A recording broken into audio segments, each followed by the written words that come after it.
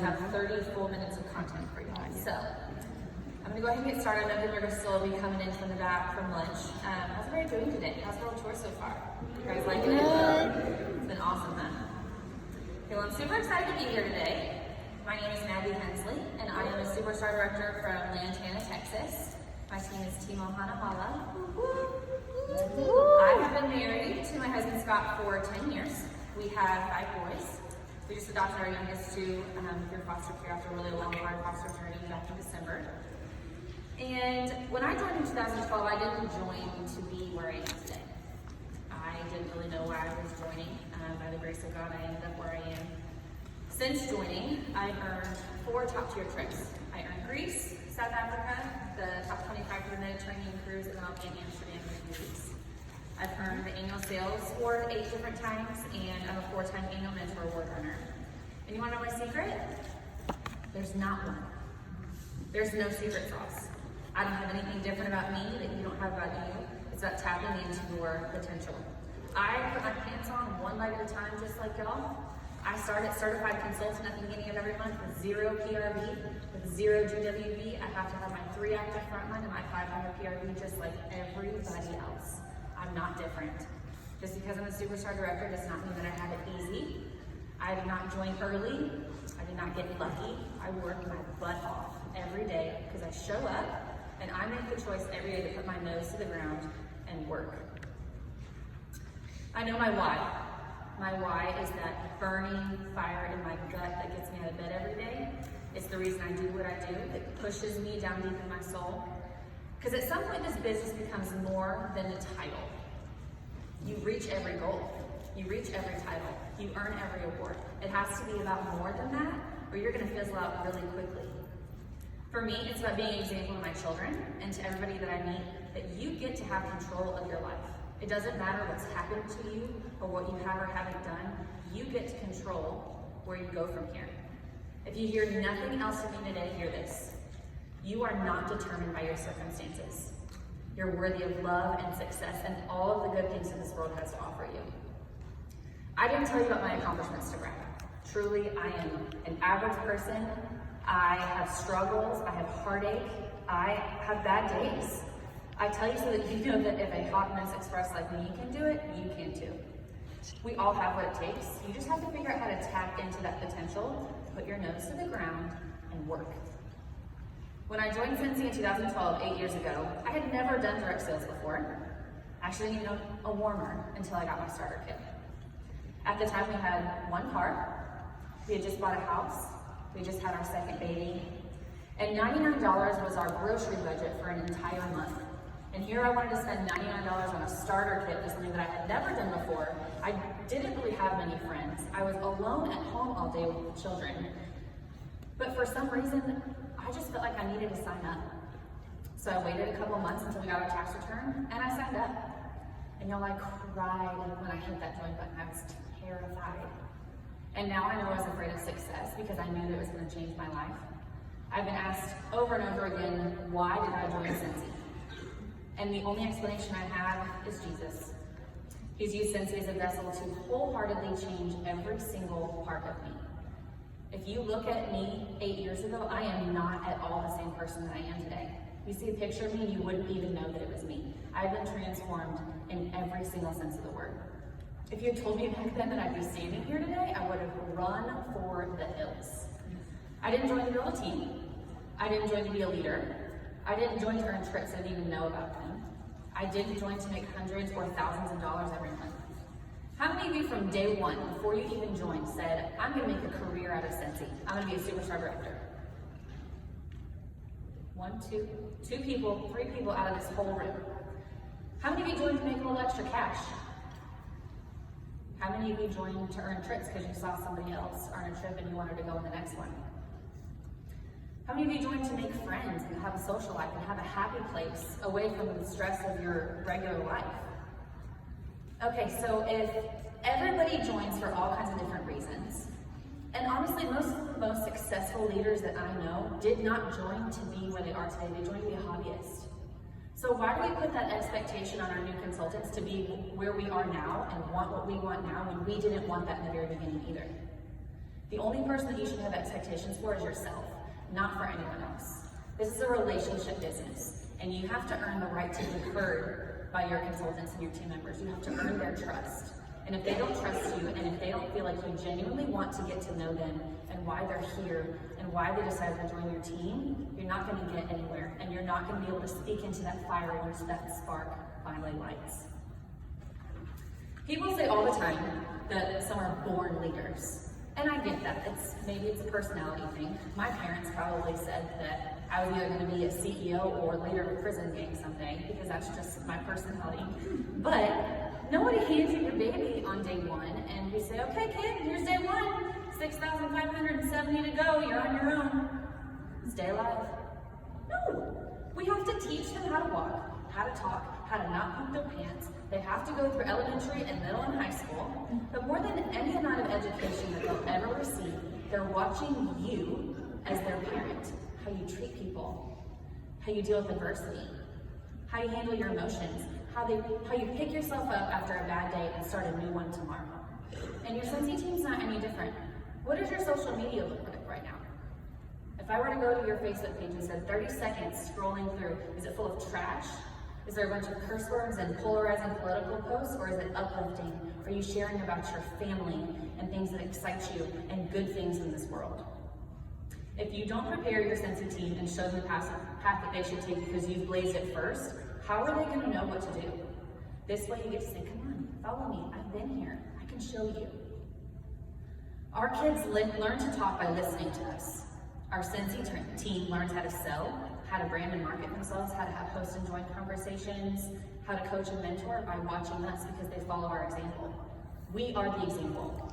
Are you sharing how you're working with your team? When you have a basket party go out, do you share with your team all the contents? Do you share how you got to getting that basket party into someone's hands? There are no secrets in this business. There is not one thing that one person has that has gotten them where they are. This is about sharing. This is about bringing other people up with us. We have to lead the way. As leaders, we have to be the engine and lead from the front, being an example to our teams, because it is our honor and our privilege in this position, not an obligation, to do so. They could have picked from 100,000 different consultants to join their team, and they picked you because they believe in what you have to offer them. I truly believe that to have a successful Sensi business, it consists of 3 things: sales, sponsoring, and training, with a much harder emphasis on sales and sponsoring. And that's because your business should come first. Sensi offers more training than we ever could. There's a training every Tuesday. There's YouTube channels full of information. There's a whole training center full of information. There are dozens of consultants that have YouTube channels full of videos teaching people how to do things. You don't have to reinvent the wheel. This is all about doing all of this together. We're not in the business of feeding people. We are in the business of teaching them how to fish. You need to set boundaries. They're healthy. You don't need to answer every single question that gets posted on your team page. They need to figure out how to use that dang search feature on the team page to be able to figure out the answer for themselves. You need to allow other consultants within your team to find that power within them to feel like they can answer those questions, to figure out how to take those steps to be a leader too. You don't have to do everything for everyone. You need to set business hours. There's no such thing as a Sensi emergency. There literally are no fires in Sensi. So, you need to set business hours. I don't work when my kids are home, not full nose to the ground working, because I do what I do so that I can be present for them and I can be home with them. Your family comes first, always. That's the Sensi way. If you ask Heidi and Orville, they will say your family should always come first. You need to understand that you are not more important than your leader's family. And your downline should never be more important than yours. Nobody's going to die from having to wait a few hours or, heaven forbid, a day to have a question answered. And I bet if you give them enough time, they'll figure out the answer on their own. You have to teach them how to fish. Like I said, your business is king. It should be what you're spending most of your time on. Either a 70-30 or 80-20 split, whatever you feel like is best for you. You have to take care of your business, your customers, your joining conversations, your hostesses first. When it comes to sales, are you getting 2,000 PRV a month? I'm a firm believer in 2,000 PRV as a leader. Are you struggling to get your 500 in? Because if that's a struggle for you, you need to be focusing on that first. If you don't have high sales, you can't expect your team to have high sales either. And I know if you've never done 2,000 PRV before in a month, it sounds really daunting. But there's 30 days in a month. Break that down. Break that down by weeks. Break that down by parties. It is much more digestible, bite by bite, than it is looking at the big goal. Now, we can tie that into recruiting too. Now that we have the post-exclusive kits, if you have 2,000 PRV, you break that up into 4 500 PRV parties, because 500 PRV is that sweet spot, right? You get free shipping, you get $75 in free product, you get 3 half-price items, or 4 if you count the perpetual party reward. That's 4 opportunities in a single month that you have to offer that gift of joining our team to somebody at a VIP price, whether you decide to do it free, where you have them, pay the whole $59. We have the opportunity to offer that to somebody. And that's not something that I had done a ton before, but it's something that I'm getting into now. And it's opened up a whole new range of opportunities. And if that in itself isn't a reason to shoot for high PRV because you have those gifts to offer, or because you're going to get a $600 paycheck from 2,000 PRV without any kind of team sales, I don't know what is. So let's talk about excuses, because we all have them, even me. Maybe you don't have time, you have kids, you're busy, your husband wants attention, your mom doesn't buy from you, you moved, you have a cold or a flat tire. Nobody wants to buy, nobody wants to join, the team isn't working. Bye. Ain't nobody got time for that. You cannot make excuses and money at the same time. You just can't do it. You can tell yourself that all of these things are what's standing in the way of you being successful, but the truth is, it's you. You have to get out of your own way, and if that stings a little bit, it's because you know part of that is true. You haven't asked everyone to buy or join. I bet you can make an entirely new list of 100 right now. Have you done that again in 2020? Because I firmly believe you should make a new list of 100 every single year. Because think about it. All 100 of those people have their own list of 100, and you're not on it. Think of the magnitude of the reach that you could have by simply having one conversation with 100 people. It's something you should be doing every year. And if you haven't done it in 2020 yet, that's your homework when you get home. If Sensei's cutting into family time, you need to be able to figure out how to be more intentional with your time. You have to trim the fat. I, last year, realized that there were things that were very important to my business, my personal business, and to my team that I wasn't able to find time for. Our kids have very demanding schedules. We have multiple standing therapy appointments a week, and I could use those things as an excuse as to why I can't get things done, or I could adjust my sales and figure out how to get them anyway. So I hired an assistant. She's a friend that used to be on my team who decided she would rather take a step back and just be a customer. But she now, I either pay her a small portion of my paycheck or I give her free half-price Sensei, and she helps me with those things. It doesn't have to cost you anything, but you have to figure out how to get those very, very important things done and not be taking time away from your family in order to get your business to move forward. If your spouse or your boyfriend or girlfriend isn't on board with Sensei, earn that dang trip. Make a bigger paycheck. I promise it is the thing that will get them on board the fastest. And for the love, do not let your children be a reason why you can't be successful. Do not put that on them. They're exactly why you need to succeed, so they can have a first-hand example of the grit and perseverance and hard work that it takes to get where you want to be, and they get a front row seat to watch that. Are all the things that you're doing right now even truly income producing? Because spending 2 hours scrolling through Instagram is not income producing. Spoiler alert, sampling isn't income producing either unless you're following up with those samples and using them intentionally. Otherwise, you're just spending time and money doing things that are not productive, and it's not getting you anywhere. As leaders, we have to be teachable and constantly evaluating the things that we're doing to see where we can trim fat and what needs to be changed. If what you're doing isn't working, you have to change it. If your coaching calls aren't working for you, change them. I'll be the first to admit that coaching calls is where I need to really focus on this year. I know that. I'm adjusting my sales and trying to make it work best for my life. And right now, Marco Polo is what works best for me. Because I don't have 15 minutes to sit down without a screaming child in the background. So I do Marco Polo so that I can chat back and forth with my consultants. I didn't eliminate coaching calls altogether because it wasn't working for me. I changed the way that I was doing it to make it work for my family and my life. None of us are where we want to be. None of us. Doesn't matter what title you have. Do not believe everything that you see on social media. There is so much more going on in someone's life than what they are posting on Instagram once or twice a day. Are you recognizing your team members for their hard work, even if it's just something very simple, like screenshotting someone's post that they put on Facebook and putting it on your team page saying, I see your hustle, I see you working, great job. Because you don't know what goes on in people's homes, you don't know what's going on in their lives, and that might be the one and only happy thing that they get to see in a very long time. You need to be that light for them.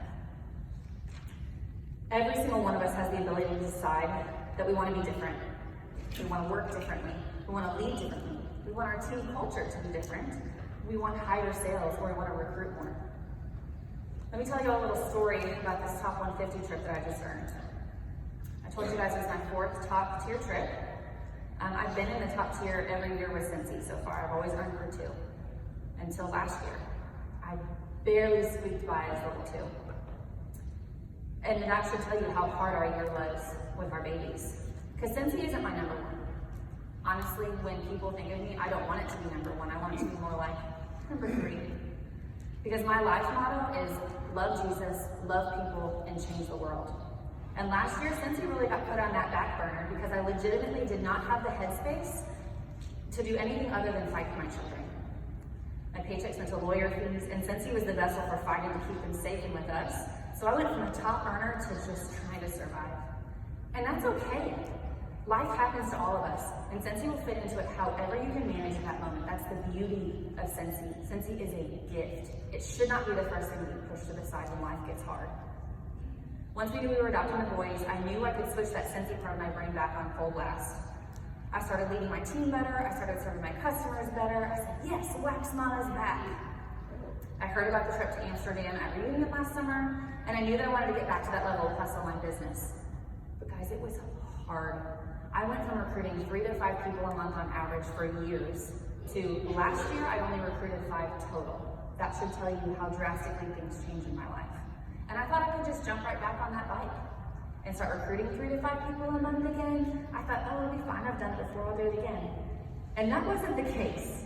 I struggled, and it was honestly really, really humbling to sit in that struggle and wrestle and be like, man, I'm actually having to start over. 7 years into this as a superstar director, I had to start over.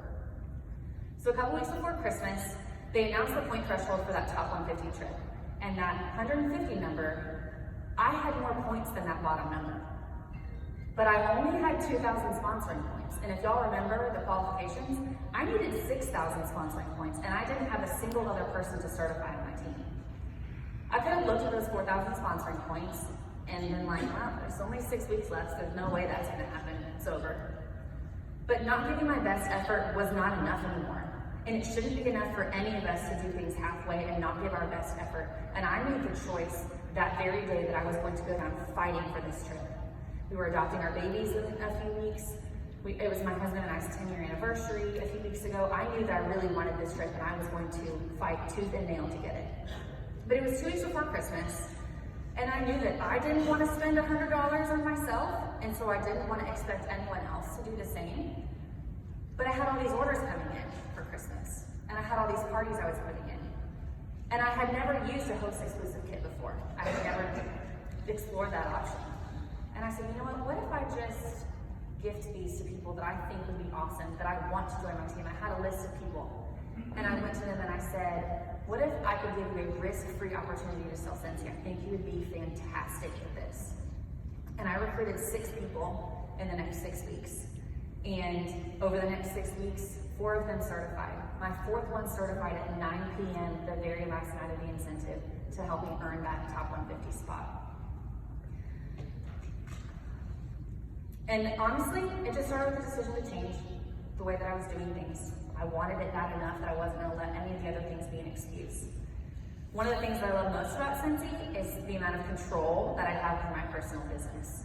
Because my life was completely out of control for a couple years, and it was really hard. So I clung to those things that I could control. So we can control our PRV, and we can control how many recruiting conversations we're having. What are some other things that we can control? Anybody? attitude about the books that we're reading, trainings that we're attending or listening to. You have control over things. And there are going to be things that happen to you along the way. Maybe you're brand new and life hasn't really happened within your Scentsy business yet, but it's going to come.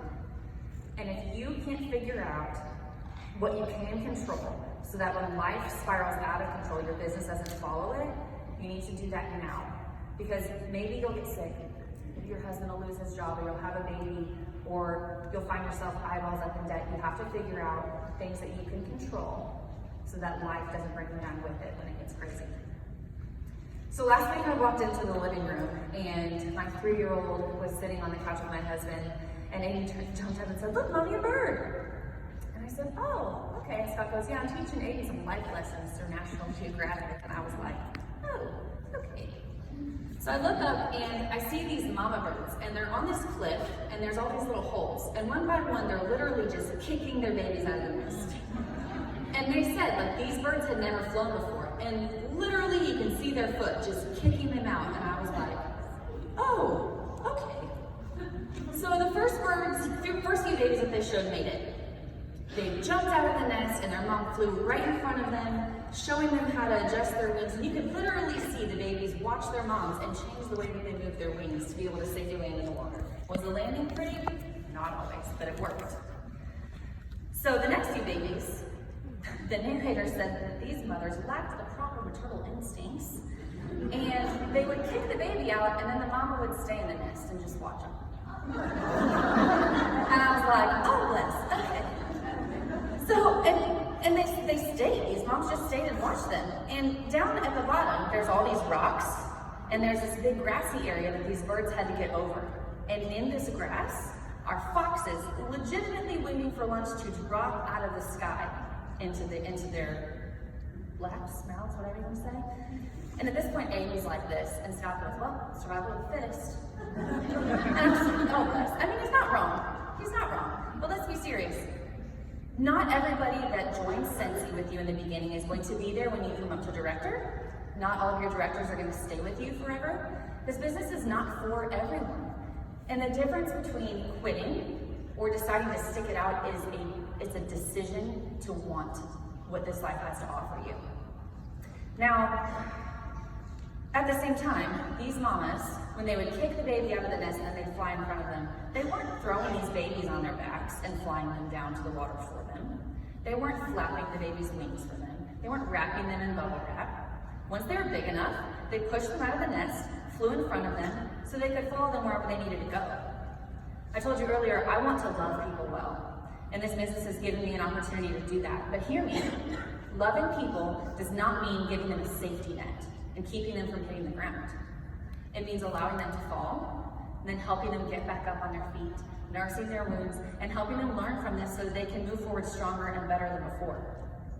The next learning opportunity in the next scene of this National Geographic involved a pod of orcas.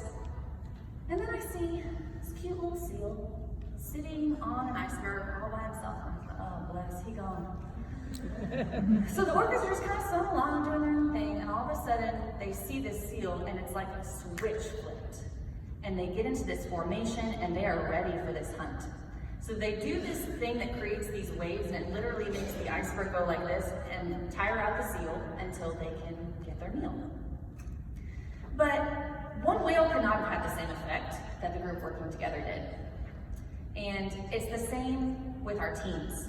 To make real money and reach our true potential, we need a team. You can make money on PRV alone, but the real money and the real way to go across that finish line of going to director or superstar director or whatever your goal is to build a team and do things together. And the whales weren't born knowing exactly the movements to make at the right time in the right order to effectively hunt their prey. It's passed down from generation to generation. Pods stay together for life. They have their own language and their own hunting techniques. They worked as a unit. They taught their young the ways of the pod, and they're better together, and so are we. When we went to South Africa, there was an excursion option for cage diving with great white sharks, and I opted for the wine tour because Mama don't play like that. And they didn't see any sharks, not one.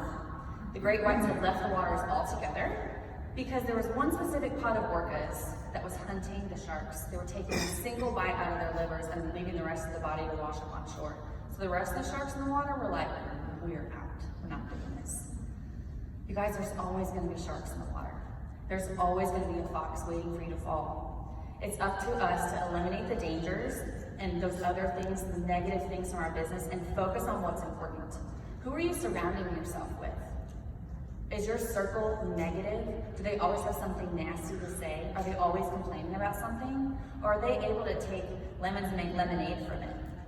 Are they able to find solutions to problems rather than complaining about them? Do they clap when you win? Because that's what you need as a leader. You need to surround yourself with people that are going in the same direction as you. You do not have time to tow people along with you.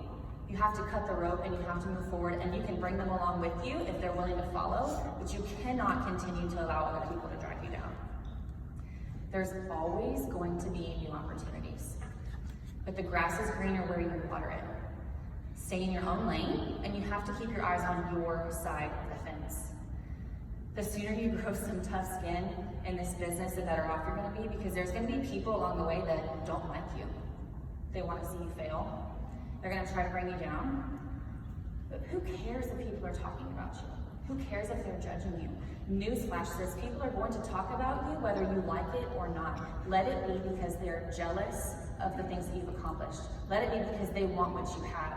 Let it be because you are deciding that you're going to take control of your life and you're going to go in the direction of your dreams. The loudest boos come from the cheapest seats, y'all.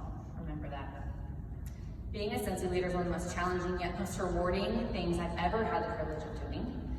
I wouldn't trade this business, this opportunity, my team, or this company for the world. It has pressed me and squeezed me and shaped me into someone that I'm proud of, and I haven't always been able to say that. Thanks for coming to hang out with me today.